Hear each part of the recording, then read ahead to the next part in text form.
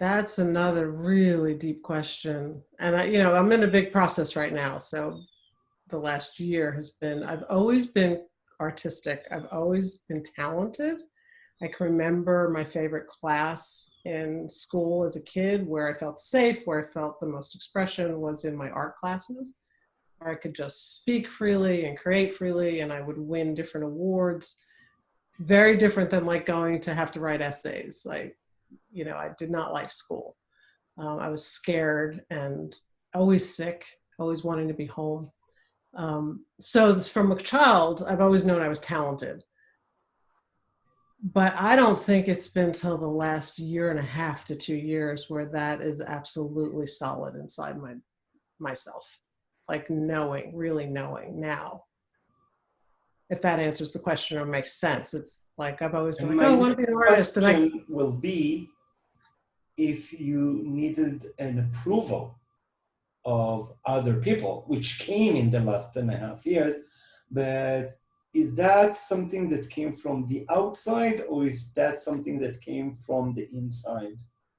Yeah, I think what's happened in the last 4 years is the reverse of thinking I needed other people's approval to only needing my own.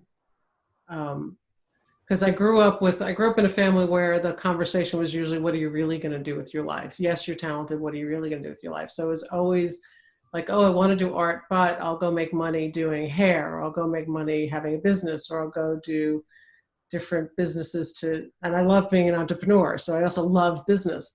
And it was always, that's how I'm going to make money so I can play with art. And I had to unwire a lot of that in the last few years of, I was told, people will tell you you're a good artist until you ask for money. And the last few years is just me absolutely owning, like, no, this is my calling. This is my vocation. And just being open to where it goes, not worrying about the sales, so to speak. It's an interesting process. It's like I feel more and more alive and more myself over the last 4 years as I just delve into, because it's easy to also say, oh, I should go over here and I should go do this, or I should go over there and do this, because I love lots of things. And it's like, nope, this is it. This is it. And so many doors are opening. So there's my answer to that. And it's interesting. Since today is my birthday, I kept thinking I was a year older. I kept thinking I was turning 59, and I found out like a week ago I'm turning 58. And so it's like I have another whole year back. This year that was like confined to home and being in my studio. It's like, oh wait, this is just this year of foundation, and I get to relive the year I thought I was living.